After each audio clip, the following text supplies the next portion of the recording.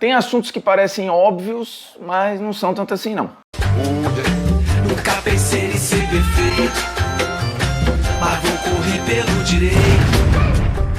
Fala moçada, beleza? Bruno Formiga na área, convidando você a se inscrever no canal, tocar na notificação, deixar seu like, seu dislike, comentar o conteúdo, compartilhar o conteúdo, pegando o link e jogando nos seus grupinhos de WhatsApp. Inclusive esse é um bom tema para você compartilhar, porque normalmente ele vem cheio de verdades absolutas, né? Ou de frases prontas. E às vezes a gente dá uma mergulhada no tema e vê que não é bem assim. Lembrando que eu sigo aqui na minha peregrinação no home office, né? Tem horas que eu tô na cozinha, tem horas que eu tô no quarto do meu filho, o estúdio é lá, originalmente, mas nem sempre eu posso usar. Então cá estou eu aqui na sala, improvisando pirumbelos para fazer um pseudo cenário, né? Já que eu tenho o meu original. Vamos lá! Vivemos um momento de tensão social grande, né? Não só no Brasil, mas nos Estados Unidos, por exemplo, com a explosão de protestos por todo o país. E aí, normalmente, quando a gente tem esses momentos nos Estados Unidos, nós temos atletas que levantam bandeira, que se colocam, que dão a cara à tapa. E aí, aqui, a gente cobra que muitos grandes façam o mesmo, que eles sirvam de exemplo, que eles se coloquem em relação a vários assuntos, sejam assuntos sociais, sejam assuntos políticos. Mas a questão é, e aí é sempre muito fácil, né? Apontar o dedo para os caras, falar que eles são alienados, que eles são omissos, que eles são isso, que eles são aquilo. Mas vamos dar uma mergulhada em como se forma um jogador profissional no Brasil e o que é cobrado desse cara, o que é tirado e negado desse cara. Que lembremos, um dia foi uma criança e uma adolescente que, em média, passou por um ensino público sucateado, ruim, que foi pouquíssimo estimulado a refletir, que foi pouquíssimo estimulado a se colocar e muito mais estimulado a sobreviver, né? Na escola, indo às vezes depois de um treino desgastante, tendo que pegar 3, 4 conduções para chegar até a escola ou para chegar até o treino. Você tem um número que é muito impactante. Se você pegar um moleque que entra ali na base, por exemplo, aos 12 anos, na categoria mirim, e vai se formar na escola com 17 mais ou menos, ele vai ter nesse período mais ou menos 4.800 horas de aula. E se ele for até o fim para se formar e entrar no profissional, esse moleque teve mais ou menos 4.200 horas de treino, 4.800 horas de aula com 4.200 horas de treinamento. Você acha que com que qualidade esse garoto vai consumir a escola? Que já, historicamente aqui, a escola pública, e é onde estão a esmagadora maioria dos jogadores profissionais e de base, vieram da escola pública, já é uma escola sucateada, às vezes com aulas que não podem acontecer porque você tem a comunidade com tiroteio, com problema disso, com problema daquilo. Então assim, aí você cobra desse moleque que não teve as ferramentas, que não foi estimulado, que muitas vezes nem se formou.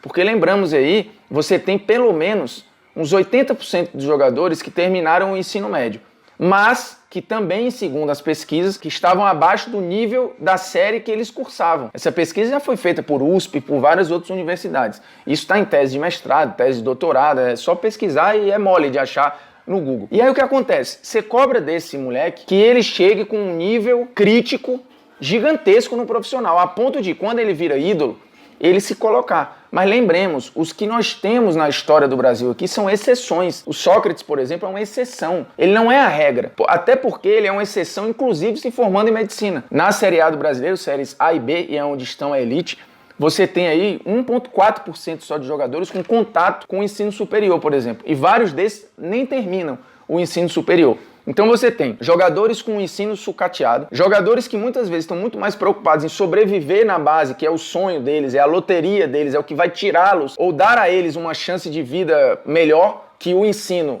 nosso, em média, não consegue dar. Então esse moleque tem que se dedicar ao jogo, tem que tentar sobreviver na base dos clubes, tendo uma concorrência gigantesca, uma chance muito pequena de chegar no profissional. Quando esse cara chega no profissional se dedicando aí mais de 4.000 horas a treino, esse cara precisa assinar bons contratos, sobreviver num mundo profissional que cobra resultado, que cobra desempenho, que cobra uma série de coisas, e aí esse cara, que é um percentual mínimo, chega no estrelato, ganhando lá mais de 20 salários, que também representa aí nem 2% dos jogadores no Brasil, aí chega num clube europeu, também tendo que passar por uma série de outros problemas. E aí esse cara, você cobra dele que ele se coloque politicamente, quando a vida inteira a gente nunca cobrou nem deu isso pra esse cara. Então a gente espera um milagre, que esse cara se coloque e com um a mais, uma sociedade que não está preparada para receber esse cara como crítico.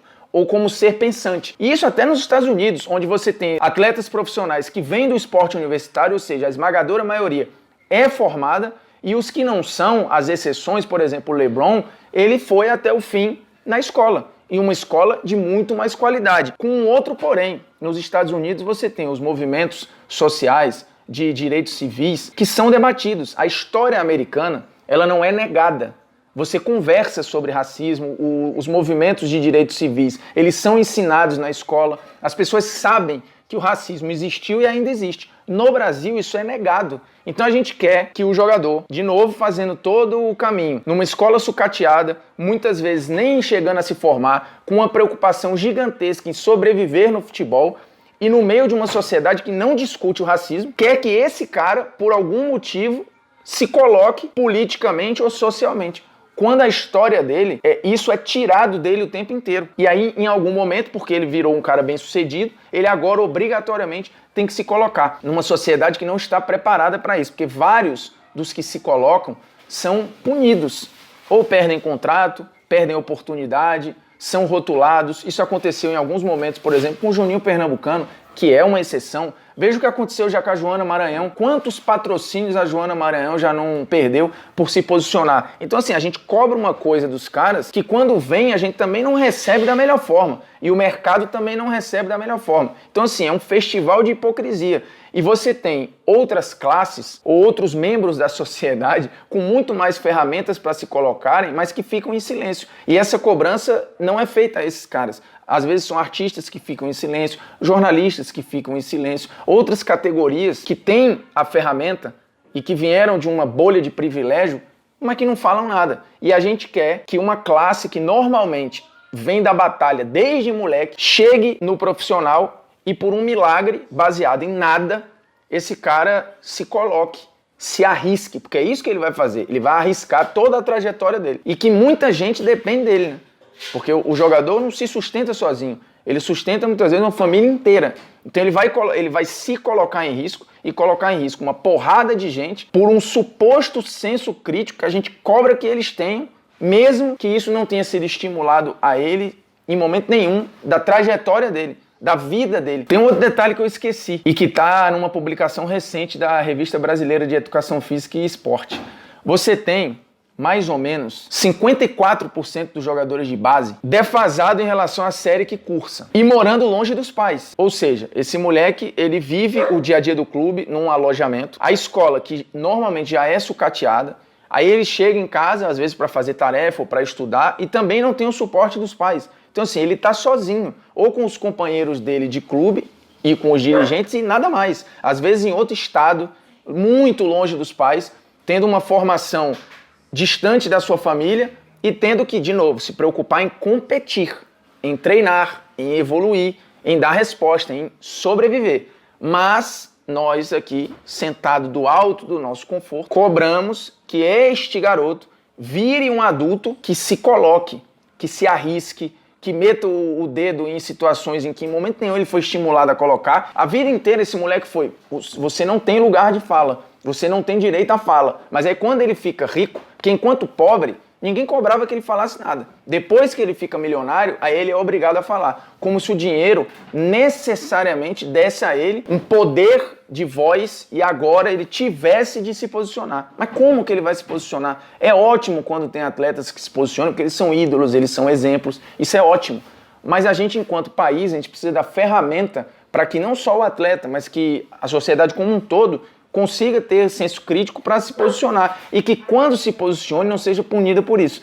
Então acho que a gente às vezes é muito cruel com o jogador profissional, e aí quando eu falo jogador é o de alto nível, seja o Neymar, seja o Coutinho, seja qualquer outro aí, a gente quer deles algo que a gente nunca deu e que muitos que teoricamente têm mais ferramentas para fazer, não fazem. E a gente de forma hipócrita silencia em relação a esses caras, mas aí acaba batendo no jogador, porque hoje tem fama, tem dinheiro, tem sucesso. Só que esse sucesso veio com às custas de muita perda. Lembremos que os casos, todos que você lembrar aí, eles vão ser exceções. Você tem na política, você vai ter em vários outros lugares, pessoas que tiveram pouquíssima oportunidade na vida, mas que conseguiram vencer e se posicionar. Mas elas são exceções. Aplausos para elas. Mas a gente não pode esculhambar a esmagadora maioria que não conseguiu. E não conseguiu porque muitas vezes não foi dado chance para que elas conseguissem mesmo. É isso, agradecendo a sua audiência, a sua paciência, se inscreva no canal, toque na notificação, deixe seu like, seu dislike, comente o conteúdo, compartilhe o nosso conteúdo por aí. Repito, esse é um assunto bem bom de você espalhar aí nos seus grupinhos de WhatsApp, beleza? Nós estamos juntos, um abraço.